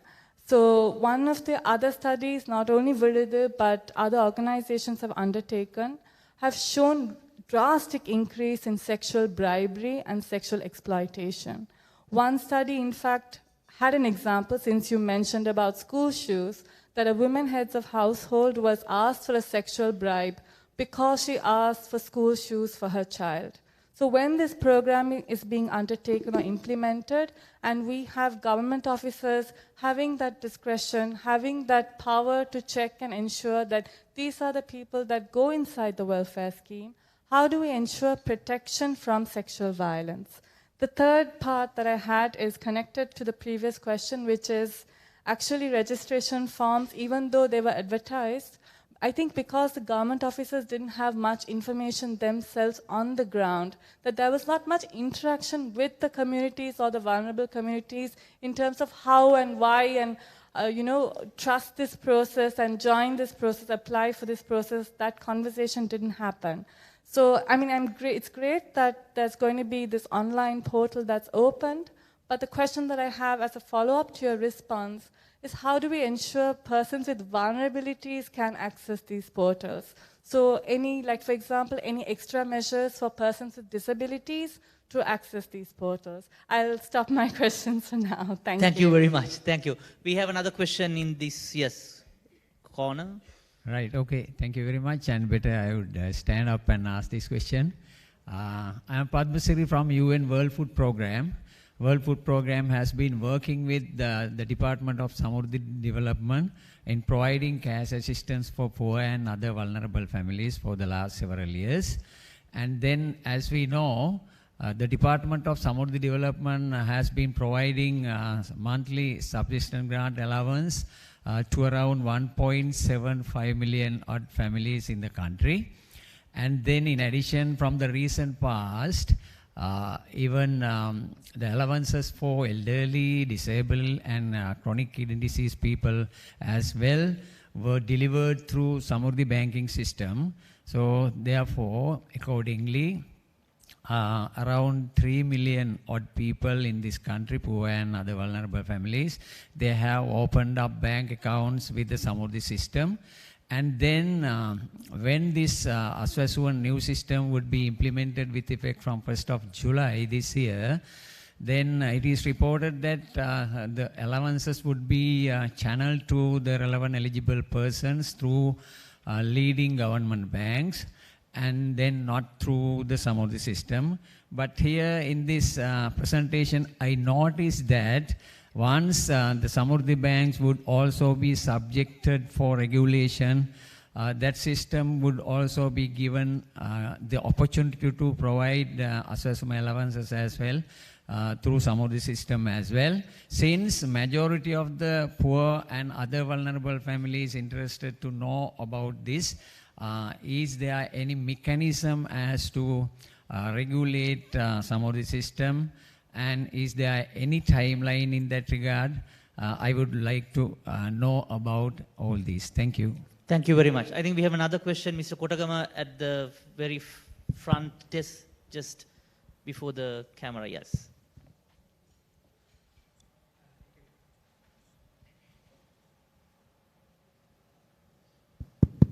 Okay, thank you very much. I'm Sri Kotagama, a retired professor from University of Peradeniya, and then in other countries too. Well, I'm also doing some, when I'm doing with SEPA, empirical studies on this matter. I'll make few comments on the study that you have done. From a scientific point of view, it's fine. From the findings point of view, you all have confirmed what the World Bank and what the IMF have been saying over and over again. So there was no surprises in what you have presented. You don't need surprises. You have confirmed what they have been saying. The numbers could be plus or minus, let's say 5 points, the percentages. So the directions are the same. The reasons that you have alluded to deficiencies are the same. So that's fine. But I have few straightforward technical questions. I have tried to simulate the equations and the methodology that the Welfare Benefit Board has suggested. Where I got stuck is at the last point, which is the cutoff point. Conceptually, it is understood. I have an interpretation with me of what it could be, but I would first like to know from the authority itself, how is this cutoff point decided? The rest is pretty clear. It's pretty clear, it's fine. But that last part of it. With respect to this multidimensionality in measuring poverty, I've done some empirical work on it. I've compared the food security head count with the monetary poverty count, head count, and then the multidimensional head count as of the household income expenditure survey. The means do increase, that's fine, that's expected, but the expectation of correlations are very poor. You would expect high correlations. You don't need science to hypothesize on this because they're common sense. A person who is food insecure would be monetarily poor, would be multidimensionally poor as well. So if I were to hypothesize on it in terms of correlation coefficient, it would be as high as 0.6 or above. But it is not so. Then you do the t-tests, the same. So there is something fishy, to use a simplistic word, about this. Then with respect to the multidimensional measurement itself, now I prefer personally, on reasons of analysis, the method that was used by Samurdhi, which was suggested in 2021, which also is multidimensional. The method as well as the institution that did it is much more superior to what we are adopting now. What we are adopting now is a bullied sort of a method. It's a bullied method. We've been forced to do it. We are ignoring the institutions that we have built up for 40 years, the rural institutions that we have built up. We are mistrusting even our clergy down there at the village, which used to be in the committees. The leaders, the rural leaders are being ignored here. The rural workers are being ignored here. We are taking away some of their soft authority to manage people. So I, of course, have a host of questions to pose, but since you're nodding your head and saying that's enough, I'll stop here. But I would like to speak to the chairman later on, because we all need to improve. Absolutely. Thank you very much, Dr. Kodagama. I will start, actually, I will first allow Taraka and Gainu to respond on the technical questions on the survey. Then we'll come back to Karin and Mr. Vijayaratna on the list of questions on registration process, on disability criterion and female-headed households, all sorts of other questions. I'll give you more time to think about it, and then first come to Taraka and Gaini on the technical questions. Yes. Yeah, thanks, Professor. So yes, we also did we are in very early stages of the analysis, but we couldn't also find a strong positive or negative correlation between the deprivation score and the expenditure of the households, right? So that was similar for our survey data, and when we did the analysis for HIS dataset, it was the same, right? So yes, we also had the issue of identifying the cutoff point for the deprivation score. So what, as Gaini mentioned in the presentation, what we did was we took the most deprived 2 million people or families, and then decided that is the cutoff. That's because there was no way to because there was no cutoff given, right? So, Gaini, you have anything to add? Yeah, just to add to that, I'm sure the professor you have done your analysis based on the HIS, right? So yes, we had that challenge as well. Yeah, right, but... Right. Okay. Perhaps we'll have a discussion offline on methodology. But yes, just to echo what Taraka said, this issue about not putting out the deprivation score, I think, was a challenge for us and many researchers, because if it was put out in the public, we could have used that deprivation score to do our monitoring and evaluation. So I think Vijayaratna, that's perhaps something that we can ask of the WBB.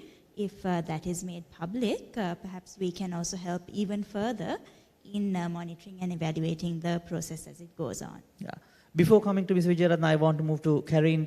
One thing in the previous slide that Taraka showed and Gayani brought out was in terms of the rate that people leave the social safety net.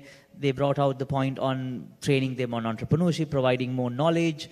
And that's, I think, one area that SEPA is also focused. And you mentioned that in your initial remarks on the need for other cope mechanisms to pretty much overcome the problem. So what are your thoughts on that? And do you have any thoughts on how to really, rather than while we are giving them the safe, cash benefit or cash transfer, what else we should do and how we should have the institutions and the ecosystem to think through this long term?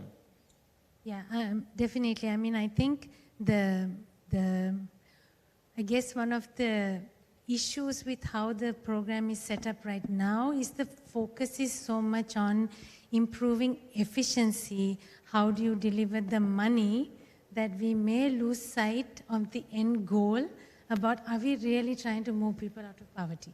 If we don't think about that, then we may never get out of this idea about giving this handout. And I think that is really the big question. So yes, you really need to focus on the other issues. And Samurdhi, like Gayani also showed, had only 3 criteria for moving people out. So this one needs to have much better criteria. And people also need to know that there is criteria and you are going to move. And that really needs to be supported. And that does not mean that then you need this extra workforce and you need all these Samurdhi officers to be doing it. We have extension services, we have fisheries officers, we have SME sector. You have all these other agencies who are there and mandated to give those services. And yes, entrepreneurship is necessary, but we also know that every person who does a job is not an entrepreneur. There is only very few people who have really that kind of mentality to become entrepreneurs. But people need jobs. So those kinds of things do need to be supported by other sectors. It doesn't necessarily mean that that needs to come from a different workforce. I think that also we really need to be clear. It doesn't mean that you need like another whole welfare system to support jobs. But you use the existing system because we already know we have a big public sector and we know we have extension services. So gear those systems, integrate better. Yes, I can say this and I know we have a serious problem with integration. But, if we are thinking about this reform, everyone else is thinking about reform, the reform also needs to integrate so that those systems are also able to really support what is taking place. So again, my SDG hat, we can't think in silos. So unless we are also able to kind of give this support in a way that meets those needs. We have a TVET sector that is really trying to give capacity. So farmers need that capacity. We are talking about climate smart agriculture. It needs to go out to the people who need it. So those kinds of support really needs to come. But also the exit strategy, I think, needs to be clear. So one other issue also about these indicators, they are subjective. And at some point, there has to be a decision made that this is what we are going to use. And people need to know about it. So now lots of the crux of the matter also is that not enough time was given for people to understand them. People didn't know on the ground what they were. Not enough information was shared so that people understood what it is that they are going to be judged on. So that was a problem, but we still have time to fix it. So that then in the end, maybe the appeal process is going to be easier.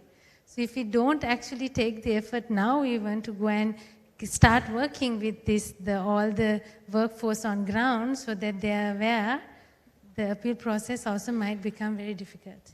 Because you do have to make some choices. There are all sorts of vulnerabilities and there has to be some means of making sure as many is covered. But if the people who are administering the system aren't able to answer the questions, then it is going to become a very difficult process. One more issue. Yes, please. I think this issue about methodology, we can't also think about it only about numbers. I think that is the point. If you're going to use a multidimensional system, there is a qualitative element. So it is not all about trying to make it quantitative. You have to accept that there is a qualitative element, which is why it's not comparable, right? It is not going to match. You can't take, I don't know, for me, it's obvious that the two are not really going to match. One is about income.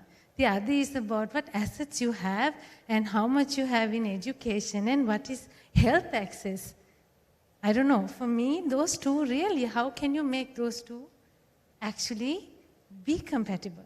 So I think we also need to get out of that trap and think differently and not try to compare them. So maybe this is also time to accept that if you want to see if the multidimensional indicator is going to work, you have to think about measuring it differently. Thank you, Karen. I'll come to Ms. Vijayaratna. There were two questions. One is on the criteria of selection on women-headed households and girls-headed households, and also the war and disability change and changing in their abilities. I think those are the two main questions that we would first like to address, and then I'll come to the T estate problem and the vulnerabilities created by the program on sexual exploitation. Now that, let me explain that how that selection criteria was developed. Before we assumed duties as the Welfare Benefit Board officials, it was started in, I think, 2017 or 18 with the support of the Census and Statistics Department.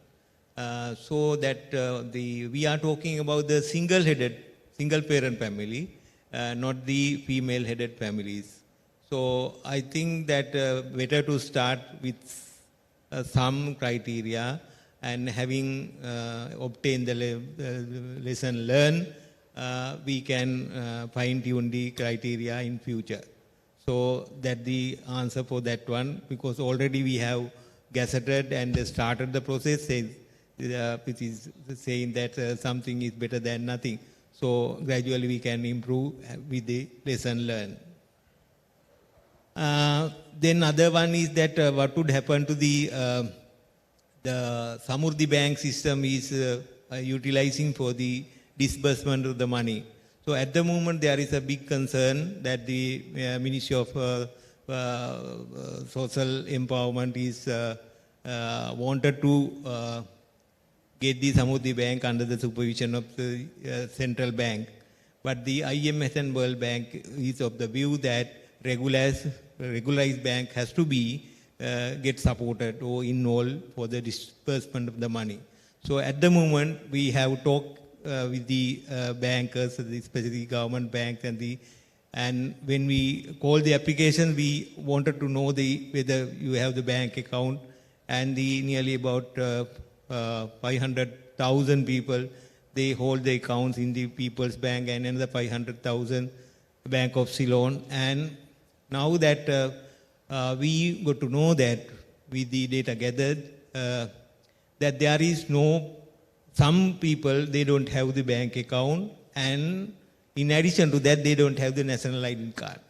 So now that we discussed with the bank to open up the bank account, but there was an issue with the opening up the bank account without NIC. So then our Secretary Finance wrote to the central bank governor, and a special directive was given to the government banks to open up the bank account with the unique number assigned to the application by WBB, and some sort of endorsement of the divisional secretariat with the photograph of the eligible persons. In that way, we would open up the bank account for those who have not the national ID card at the bank account. And then in the meantime, we verify the bank number. Otherwise, it would be some sort of issue transmitting the money to some other's account. In that way, we are getting the service of the three banks, People's Bank and the Bank of Ceylon and the National Savings Bank. So with the discussion with the National Savings Bank, they will support us that we have to open up the bank account in the NSB. NSB will give us some sort of pay order to the post office to collect the money for remote area people who are eligible to receive the allowances. So that's how our banking arrangement is going on. Also on the vulnerability, the possibility of creating the vulnerabilities through the program on sexual exploitation, things like that, are there any remedial measures, or are there any complaint methods, or what would be your response to that, Ms. Vijayaratna? Now that once we finish the social registry or eligible list, we have to publish in the village level office of the Government Ildari or the Divisional Secretariat. So then the provisions of the Act, it says that 10 days has to be allowed for receiving the appeals and the objections. And particularly the answer is that at the moment we don't have taken into consideration that exploitation, and in the meantime, that means once we develop the system and fine-tune, we have to take into the account of those aspects. Also the question on, I'm covering most of the questions before we go for the final round for the audience on the, yes, also the cutoff point, and also whether you are getting the support for the T estates and engaging with the private sector, the very first question in the very first round by Dr. Jeeva. Yeah. Now, as I mentioned, that our technical support is the Census and Statistics Department. So that you know that as the presentation reveals that the multidimensional method speak about the depreciation cutoff and the poverty cutoff. The depreciation cutoff is between the 0 and 1. And then the weightages for individual indices is given by the Census Department. And then we can calculate the formula embedded in the computer system and create the social registry. Then the policy decision has to be taken because the statistics part is over when the list is finalized. Then we have to again get the service of the support of the Census Department to obtain the district cutoff. And they will provide the district cutoff by using that cutoff and the affordability of the government, because that the government pocket is very, very small. So therefore, having taken those two into consideration, we have to decide what are the numbers for each and every district. But it represents the poverty of the district, even though we use the cutoff point given by the Census Department. Also on the private sector question, I would like to also add to that whether you are getting the especially for the estate sector, working with the plantation companies, so on and so forth. And also on the payment system, why not the other banks, like only the People's Bank and BOC, why there are so many other commercial banks where people interact? So why not we distribute? And I think in the chart it was shown when you increase the number of payment points, and even I think there are so many advanced options where you can reload, you can get star points and all sorts of fancy stuff as well. But what's your view on that? But for both questions. I'm very sorry because that I couldn't mention that one. Even though that we have the DFCC banks and the HSBC bank accounts also among the applicants' application. So therefore, we are going for that one. And we are in the meantime, the process is that we have discussed with them, and correspondence is going on then to get their support and to verification the number of their bank accounts. So we are not restricting to the government bank. In addition, the private bank also, according to the wish and fancies of the eligible persons, we are disbursing money to those accounts. On the T estate question, on whether for the estate sector, whether have you been working with the plantation companies or there's a process At for that the beginning, our working limited to the divisional secretary's office at the focal point of the periphery. So in future, we can work on that one, and actually we didn't have some sort of consultation with the state sector companies as to how we can get their stakeholdership to our program. Definitely in future, we will take into that aspect into consideration. Thank you, Ms. Vijayaratna. We have more questions. Yes, I can see Murtaza there. And a gentleman in the front table. Yes.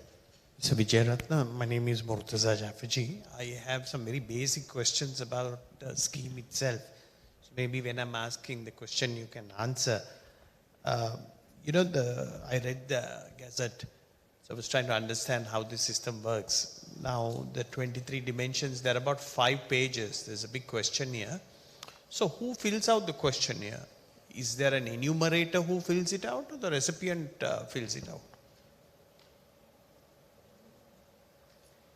It's about the questions, the 23 the dimensions. Now that the Aswasuma app was developed according to the criteria and the dimensions of that one. So each and every public officer has to download the Aswasuma app in order to collect the information from the household. So they go to the house and then they ask the recipient and they fill it. Yes. So do they do you geotag the information? Like if they are in a particular location, the fact that they visited the house, does the GPS coordinates get captured also? Yes. Actually, that means the GPS location is going on.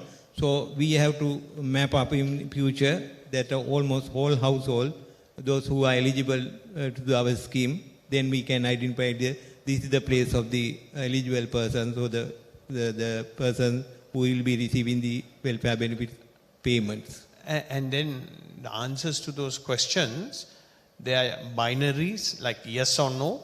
Yes or no. Yes or no? Yeah, okay. Ticking it off. Okay. Drop down, ticking it off. So when you take all the 23 dimensions, what I recollect is that you apply weights. You apply weights to each dimension, right? That's how you get the total cumulative score.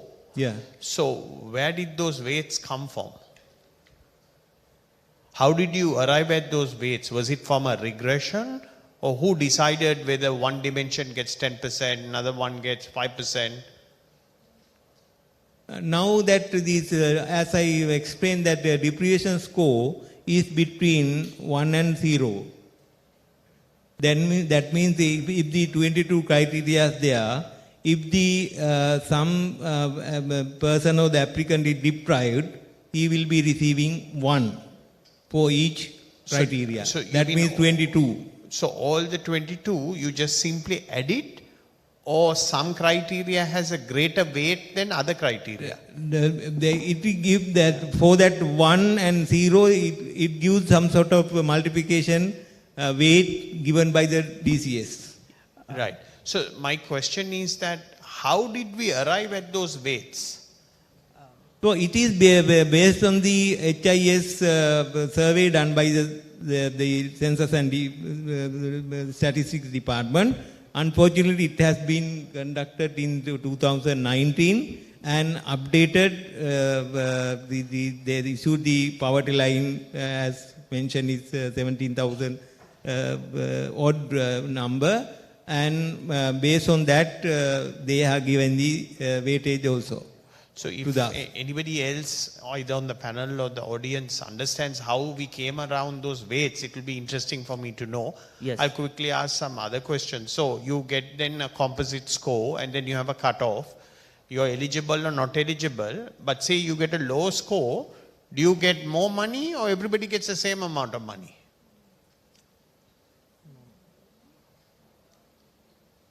Yes, Gaini, you want to add to the calculation? Shall yes. I also respond to the first one? So, Mr. Vijayaratna, I'm sure maybe your team can clarify.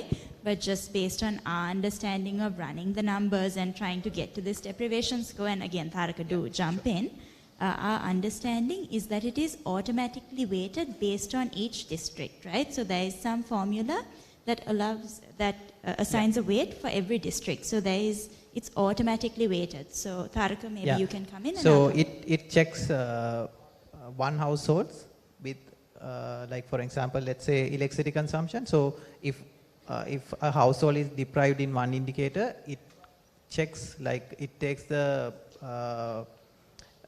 it checks how many households are inside a particular district are deprived in that indicator, right? So it's then it takes the logarithmic value of that, and then it's subtracted. It's an additive model. Right? Yeah. So the point I like to say is that I also went through the Gazette. It was not obvious to me how this system works. I mean, it's a relative system that it looks at your neighborhood and sees whether you're more deprived than somebody else. But it will be interesting for you all to put some effort in trying to make this more intuitive, like to really understand what is going on. Because I looked at the maths and I couldn't figure it out on first reading how this thing works, basically. Let me answer your question, because that Dr. Harin Guardhan is available. He is our consultant, so he will answer your technical question perfectly. Yes, before he comes to that, one other thing I can ask Dr. Harin is also that this is a static model, right? That does it get reset every periodically, or is it stuck? Because this is an act of parliament now. It's in the law. So what happens if you want to change those weights? Thank you. Yes, Dr. Harin. Thank you. Very quickly to answer the questions. Number one, all details are specified in the regulations. Right. If you go through the regulations and the Gazette, exactly how to calculate is given step by step. And how for each dimension, how you get the 1 and the 0, and how you get the logarithm, the inverse logarithm. And thereafter you need to add it, and how you actually get the weightages. This is currently done, as it was mentioned, based on the 2019 HIS data. Probably Guyana and them may have done it using the same thing, using their current data with their current survey. So the data that you've probably seen and what they're talking about is based on the weightages that they calculated using their current data. Am I right? Yes, correct. Okay. So anybody who has that statistical knowledge would be able to calculate the weightages using the data that they have. So you need to have the data, and you need to be able to use it. So it's not a very intuitive thing that anybody would understand. It's a statistical activity. So number one. Is there any room to backtest this model, in the sense that now you will be collecting a lot of data now when people get this, and then you will know the exclusion, inclusion? Yeah. So we have to go in stages, right? So this is the first stage that has been explained to you. Okay? Maybe this has to be refined, as the chairman mentioned. As time goes on, both the criteria and the weightages will have to be looked at. So there are different, those are things that have to be evolved as time goes on. Number two, your question, what will happen over a period of time? This is according to again, if you look at the Gazette, it says that you will use the latest HIS. It is not static, and therefore it is not static. And based on the latest HIS, these calculations will change. So just to answer your two questions as to whether it's static or it can be, it changes, it will be based every 3 years, hopefully, with the new HIS coming in. Thank you. Okay, thank you. Thank you. I think there's another question from the table before Murtaza, and I'll also come to Dr. Kotakama afterwards. Yes. Hi, this is Aniston from Asia Foundation. I just wanted to know what is the IMF engagement on social safety nets in Sri Lanka? Okay, thank you. And also, Dr. Kotakama, you have the question, and also I also want to highlight, I think we missed one question, that is on the institutional assignments and the institutional structure on delivering the payments, and how the targeting can be done better, whether it's a targeting done by the World Bank, and how the entire institutional structure on the delivery. I think that's a question that we have to cover. Yes. Okay. Dr. Yes. Here, no, Dr. Colombo.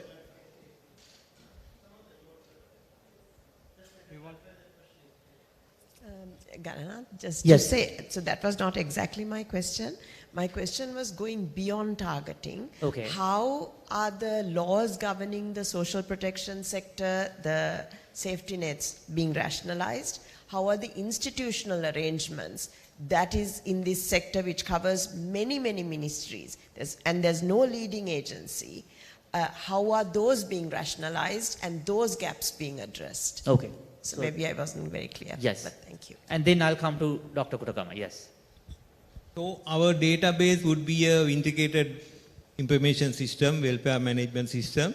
So we will provide the access to the stakeholder institutions to implement their program.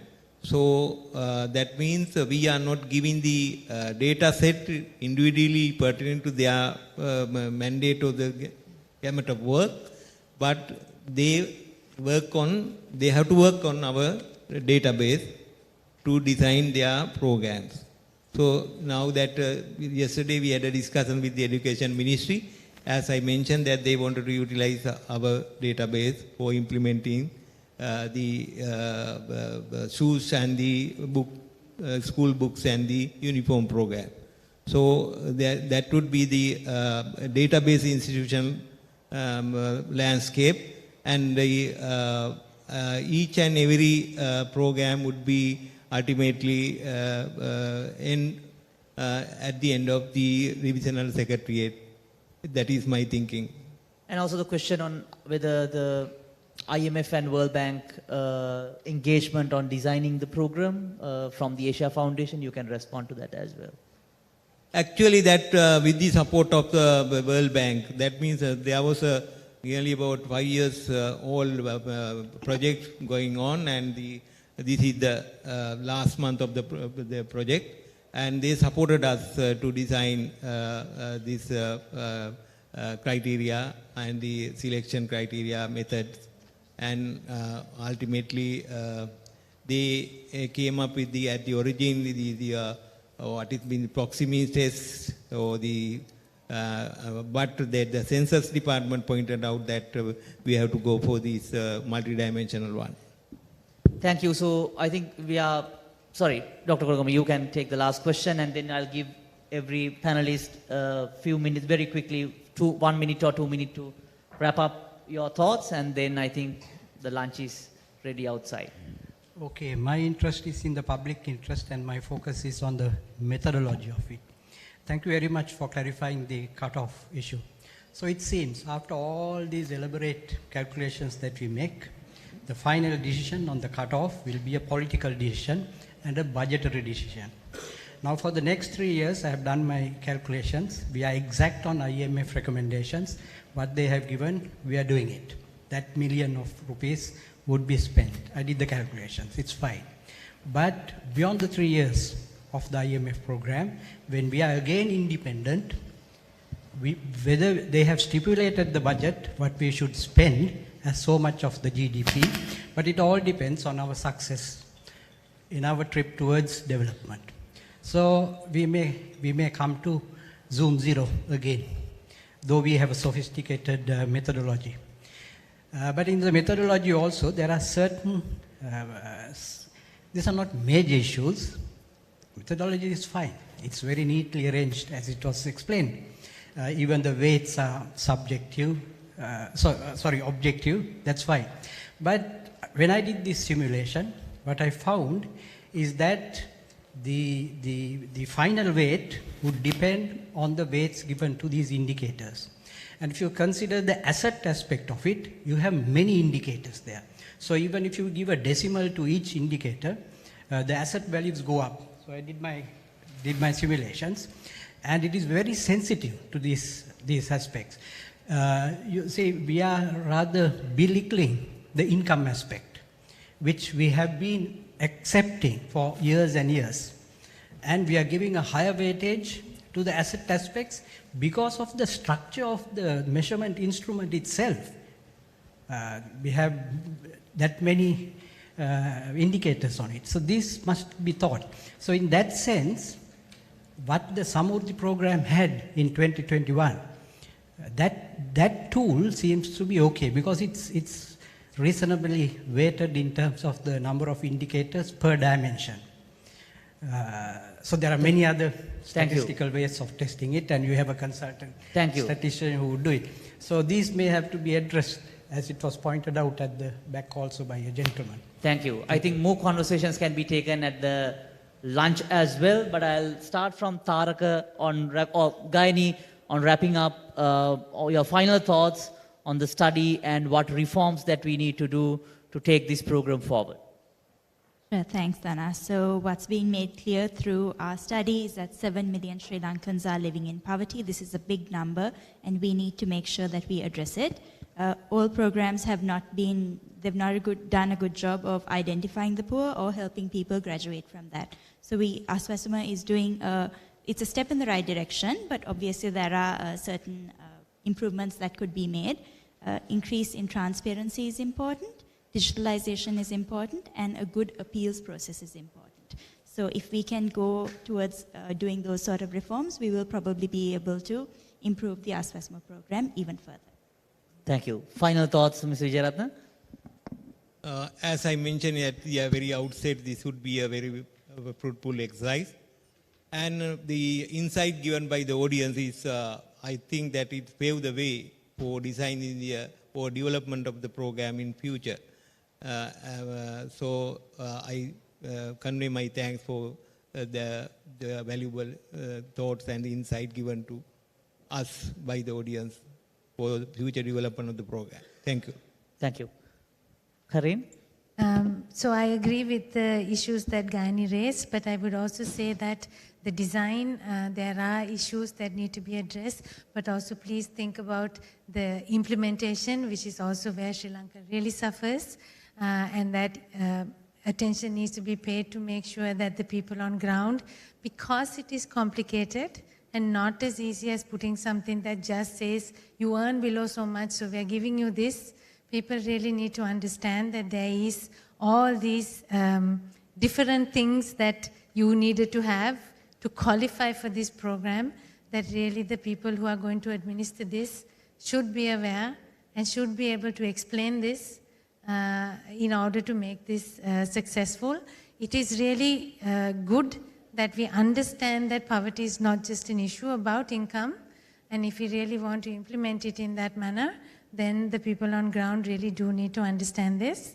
And yes, this might be right now, we have to do it because of IMF, but we also need to think of it beyond. So it's not only something that we need to think about for the next 3 years, but we also need to think what may be the next stage of it. This is probably also where this idea of institutions comes in. So can we also think about phasing this out? Maybe this is a time-bound thing, and maybe we really need to think about something more universal than doing this targeting thing, which is very difficult. And we also do have other universal programs that seem to also give us a lot of benefits. So it's also time to think about, and maybe parallelly think about, how do we think about something that is more universal, that doesn't have to deal with us making decisions that this person gets it versus another person. Thank you, Karin. Taraka?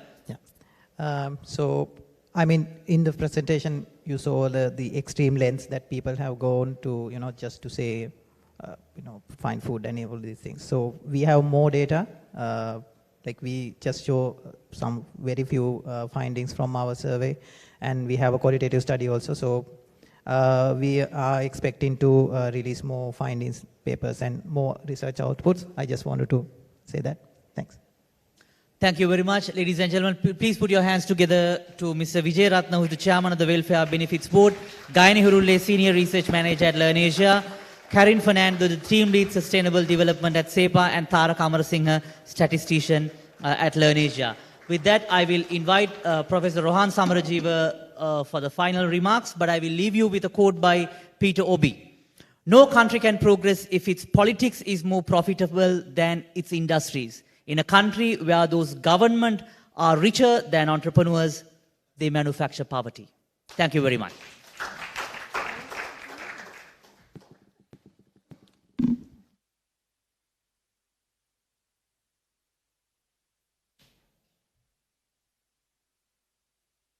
So I'm not planning to summarize the rich discussion.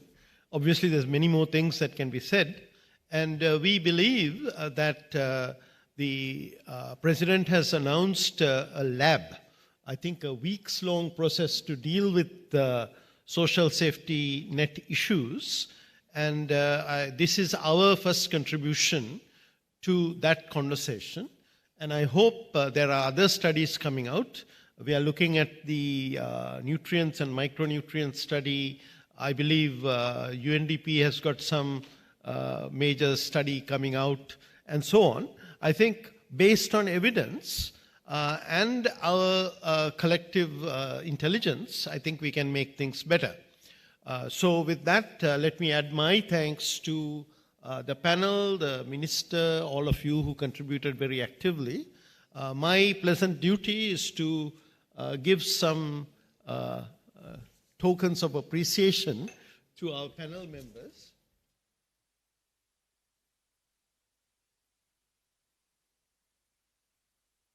Mr. Vijayaratna?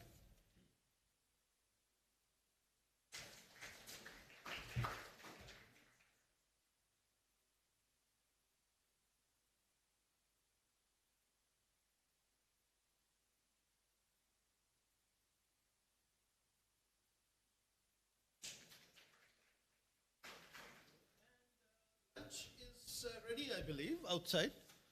Please join us, and let's continue the conversation over lunch and throughout. We need to make this better. Thank you.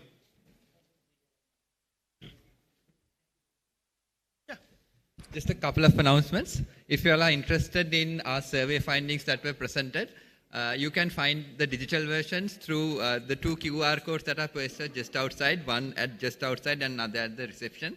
And if you wish to pick up a copy of the survey findings, there are a limited number available, especially for your organization. If you want to pick up one, there should be a limited number of copies available at the outside as well. And one final reminder, the forms that you filled out before and after the event, just like deposit them at the trays at the back. Thank you.